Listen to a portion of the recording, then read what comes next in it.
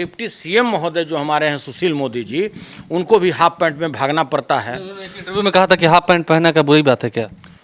बिल्कुल नहीं है, वो जंघिया में भागे, हम लोग कहाँ मना कर रहे हैं। नमस्कार, मेरा नाम आलोक है, आप लाइव सिटीज़ देख रहे हैं। बिहार में इन दिनों लगातार बारिश हो रही है। मौसम विभाग ने भी 72 घंटों के लिए अलर्ट जारी किया है। ऐसे में राजधानी पटना में कई जगहों पर जलजमाव की समस्या एक बार फिर से आने लगी है। अगर हम बात करें, वाल्मीकि नगर बराज से 3 लाख क्यूसेक पानी छोड़ा गया है, जिसके बाद गोपालगंज, पश्चिमी चंपारण सहित कई ज़िलों में एक बार फिर से बाढ़ का खतरा जो है वो मंडराने लगा है।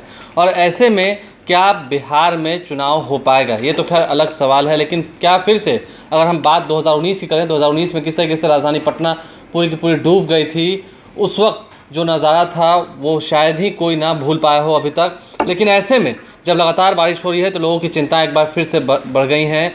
आरजेडी की तरफ से पलटवार निकल के आया है। आरजेडी एमएलसी सुनील सिंह ने कड़ा पलटवार किया है, तीखा प्रहार किया है सरकार के ऊपर। क्या कुछ कह रहे हैं, ज़रा सुनिए। अच्छा, इन दिनों लगातार बारिश भी हो रही है, मौसम विभाग ने अलर्ट जारी किया है, जगह जगह जल जमाव देखने को मिल रहा है। क्या लगता है अगर फिर से कहीं डूबने वाली नौबत आ गई तो? भगवान न करे ऐसा हो, कहे कि अंतोगत्वा तो हर्जा कहीं ना कहीं यहाँ के जनता को ही होता है। पाटलिपुत्र के जितने जनता जनार्दन लोग हैं उन्हीं को यह दुख का सामना करना पड़ता है। इसलिए कि यहाँ तो 2 बारिश होता है तो जितने भी रिहायशी मोहल्ले हैं, जितने भी सचिवालय हैं, जितने भी ऑफिसेज हैं, सब जगह नाव चलने की स्थिति होती है। और तो सबसे बड़ी दुर्भाग्यपूर्ण स्थिति यह है कि और डिप्टी सीएम महोदय जो हमारे हैं सुशील मोदी जी, उनको भी हाफ पैंट में भागना पड़ता है। उन्होंने एक इंटरव्यू में कहा था कि हाफ पैंट पहनना क्या बुरी बात है क्या? बिल्कुल नहीं है, वो जंघिया में भागे, हम लोग कहाँ मना कर रहे हैं। हम लोग मना करेंगे जब उनके मोहल्ला में जो सीवरेज का व्यवस्था नहीं है, निकासी नहीं है पानी का, तो वो अंडरवियर में भागे। हम लोग कहीं मना करने जा रहे हैं क्या? पिछले बार हाफ पैंट में भागे तो हम लोग मना किए। जिस तरीके से जल जमाव की स्थिति अभी उत्पन्न हुई है, अन्य जिलों में बाढ़ जैसी हालात अभी भी हैं, तो क्या लग रहा है अगर आगे परिस्थितियां बिगड़ती हैं तो फिर दिक्कत होगी?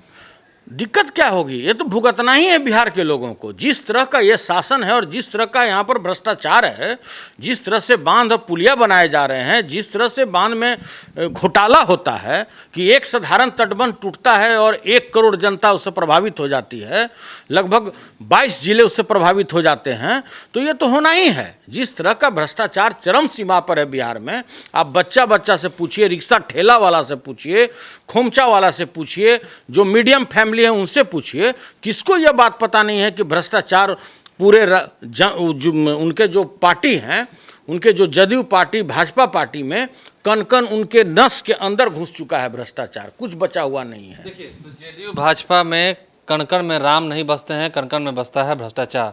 सुनील सिंह थे, आरजेडी एमएलसी हमारे साथ, उन्होंने दावा किया है कि यदि इस बार ऐसे हालात पैदा हुए तो भुगतना होगा सत्ता पक्ष को। चुनाव भी है बिहार में, ध्यान रखिएगा। तो आपने सुना, ये पूछे जाने पर कि क्या राजधानी पटना एक बार फिर से डूब जाएगी, उन्होंने सुशील मोदी का जिक्र किया है और उन्होंने कटाक्ष भी किया है। ऐसे में देखने वाली बात यह है कि क्या कुछ सामने निकल के आती है तस्वीरें, क्योंकि अगर हम बात करें पश्चिमी चंपारण की या फिर गोपालगंज ज़िले की, तो उधर भी खबरें निकल के आ रही हैं उन ज़िलों से कि बाढ़ का खतरा एक बार फिर से मंडराने लगा है।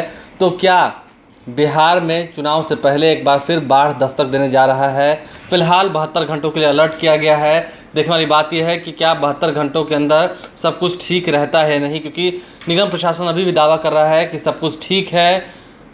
एक बार फिर से राजधानी पटना क्या डूबेगा या नहीं, सवाल लेकिन बरकरार है। आप लाइव स्ट्रीम देखते रहें, हमारे चैनल को सब्सक्राइब कर लें, साथ साथ फेसबुक पेज भी लाइक करें। इसके अलावा ट्विटर हैंडल पर लाइव स्ट्रीम को फॉलो करें। धन्यवाद।